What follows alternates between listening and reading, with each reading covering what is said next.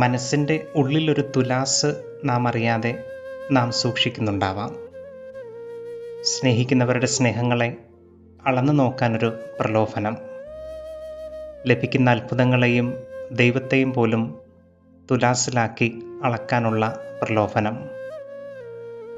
അത്തരത്തിലൊരു അളവിൻ്റെ പ്രലോഭനത്തിലേക്കാണ് സുവിശേഷത്തിലെ പട്ടണ നിവാസികൾ പ്രവേശിക്കുന്നത്. കടലിൽ മുങ്ങിപ്പോയ പന്നികളുടെ വില തുലാസിന് ഒരു വശത്തും മറുപാതിയിൽ ക്രിസ്തു സാന്നിധ്യവും തൂക്കപ്പെടുന്നു. ഒടുവിൽ ക്രിസ്തുവിനോട് ഞങ്ങളുടെ പ്രദേശത്തിൻ്റെ അതിർത്തി വിട്ടുപോകണമെന്നാണ് ജനം അപേക്ഷിക്കുന്നത്. നമ്മുടെ തുലാസുകളൊക്കെ പുതുക്കി പണിയേണ്ടതുണ്ട്. യഥാർത്ഥ മൂല്യമുള്ളവയ്ക്ക് തൂക്കം കാട്ടുന്ന തുലാസുകൾ മനസ്സിലുണ്ടായെങ്കിൽ